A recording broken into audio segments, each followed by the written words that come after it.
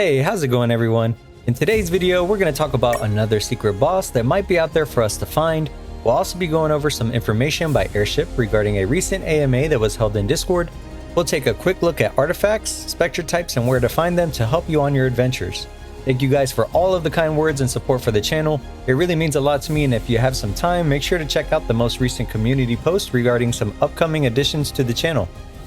A comment left by the legendary Sir Snarf has placed some mystery around what might still be lurking in the shadows for us to find. The comment reads, "Excited for the first person to discover the Void Whisperer."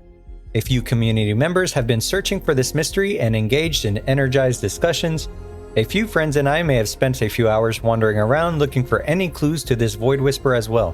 It is important to note that Snarf's comment never actually confirms that this boss is available at the moment, but it hasn't stopped some of us from diving into the mystery.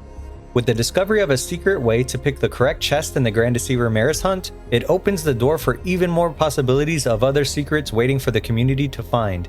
I queued a few lost zones searching for anything out of the ordinary. Unfortunately, I wasn't able to find a Shadow Realm or hidden way to summon a boss, but I did find a few selections of text that could lead the way to finally coming face to face with this Void Whisperer. Assuming that is the actual name for the boss, the zone descriptions for Shrouded Woods and the Bone Orchard are very interesting. The Shrouded Woods reads, "A shadow looms over the woods surrounding Deepwood Holt. The locals claim there are knives waiting in the dark, stalking all that dwells within. They whisper the word Reaver." The word Whisper sticks out here if the hidden boss is indeed called the Void Whisperer. That name seems to imply whispering from the shadows or from a dark place. The end of this text highlights being trapped between reality and the gloom. This have anything to do with a boss whispering between realities? The next zone is the Bone Orchard, and once again we have a reference to whispers in the text description. I could totally be off track here, but I thought it was worth talking about, and maybe we can make progress towards hunting this mysterious boss. Another aspect to take into account is how might imbuements affect the possibility of spawning something or finding a Gloom Trace we might need to hunt the Whisperer. Double Shadow imbuements give us the Gloom Shroud mutator, which causes corrupted shrines. You are able to clear out these shrines that call enemies from the shadows to stop you.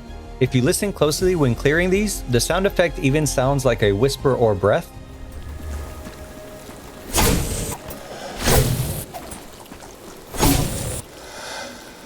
This could be pure conspiracy, but everything is on the table at this point. Combining a Shadow and Chaos mutator gives us the Shadow Spawn mutator, in which all enemies are gloom touched, and when they die, they call for something from the other side. Again, this could ultimately be a way to reach something from the other side or a void. Only time will tell, and I'm really excited to see how this story unfolds in the near future, and when we finally uncover the mystery and possibility of another secret boss. Last week, there was an AMA in which some pretty great questions were asked, and we were able to get some insight into some upcoming changes and updates in the works. We're going to quickly move through most of this in the event you didn't get a chance to catch the AMA. Some upcoming changes they acknowledged were how farming the world boss Pyre would be in the future and moving forward towards a global timer with notifications. A question came about farming things such as trickster coins or archaic bones, and they answered that event-specific currencies would be easier to acquire next season. They are looking at single imbuement mutator adjustments based on feedback, and will be implementing the super jump bunny hop movement tech properly, as they noted it was leading to too many game-breaking bugs. It will be very interesting to see how it's changed or implemented, as I know it's fun to do, a personal favorite of mine, but I also know that mounts typically bring an advantage in speed for long distances, which could be diminished due to the current super hop movement. We also learned that the Affinity Respec will be out in Founder Season 2, and that we're actually currently meant to have 30 affinity points total with the possibility of unlocking 4 perks, and that it's due to a bug capped at 29 at the moment.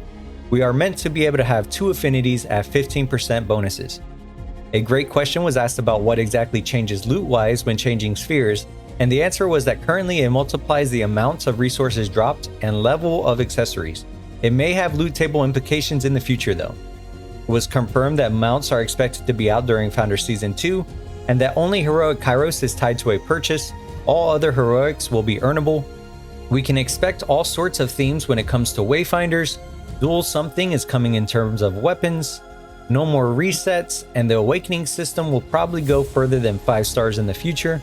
I think these AMAs are great and just another way to stay in tune with the amazing team at Airship Syndicate and our growing excitement for Wayfinder as a whole.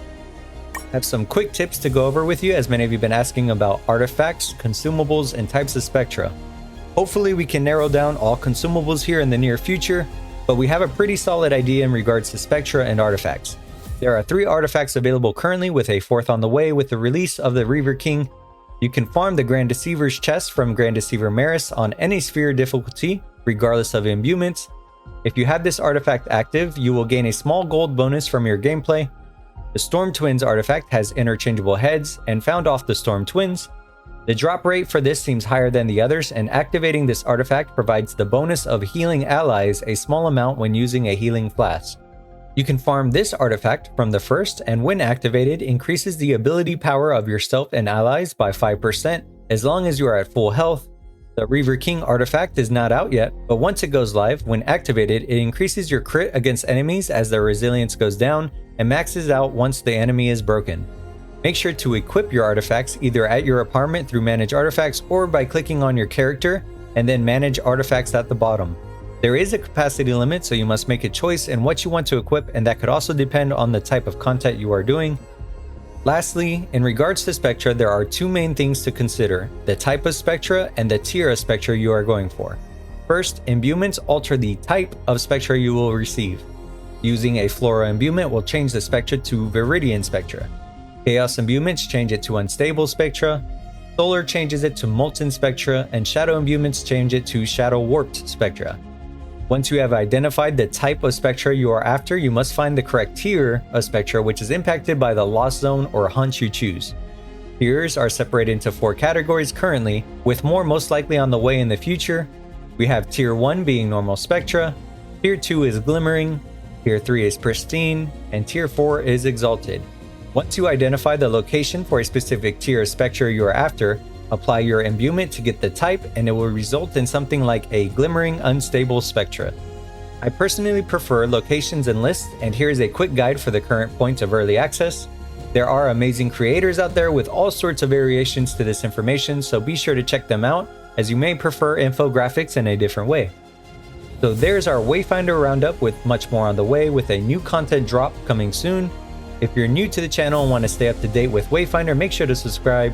To all my current subscribers, thank you so much for your support. I'll be streaming Wayfinder within the next few weeks, and really excited about that, as I'm hoping to connect with you guys even more. Wishing you all the best in your time in Wayfinder, and I'll see you in the next one.